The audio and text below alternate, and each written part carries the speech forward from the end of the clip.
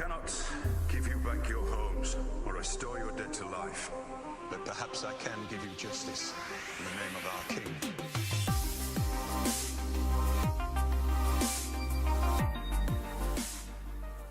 Hey everyone, real quick I want to say thank you to all of our new subscribers this week. If you haven't browsed the channel, just know that I try to post a video every day, and I love hearing your favorite theories and lore about the world of Ice and Fire. So anyways, let's get into it. There is a character in George R.R. Martin's A Song of Ice and Fire books called the Night's King, but he was defeated long ago. On the show, we don't know for sure if this is exactly the same guy.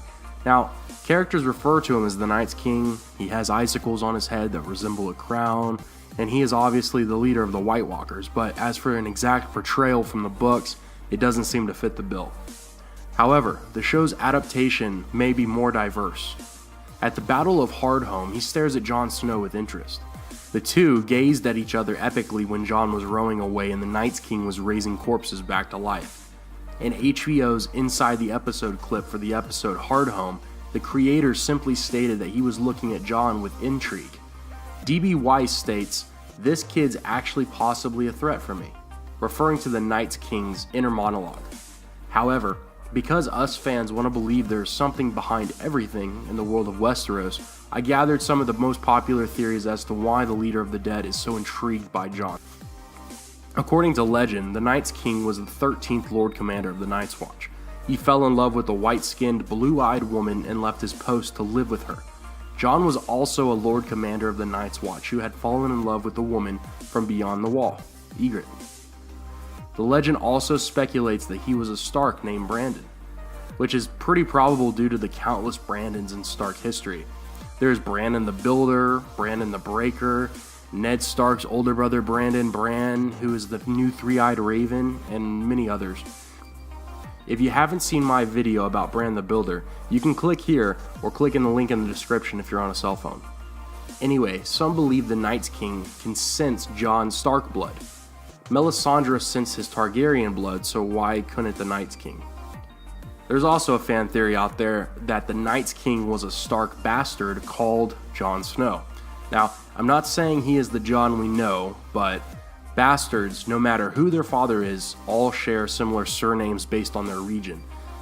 The names Snow, Stone, Waters, Sand, these are a few examples we've seen in the series.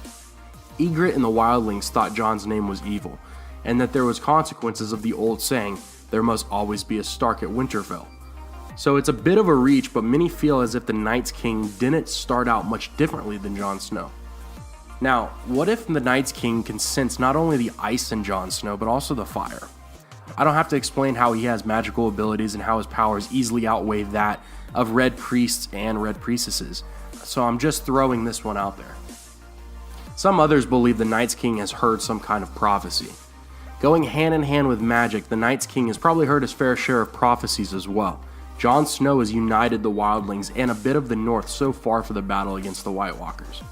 Now a king of the dead that can resurrect all the dead bodies from either side of a battle, use them as unwilling recruits known as whites, and increase exponentially is massively depressing.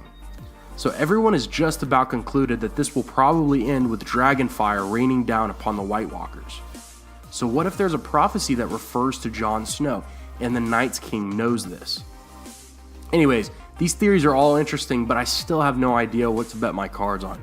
Thanks for watching. Let me know how you think everything will end. As always, thank you for your continued support, and I will see you tomorrow.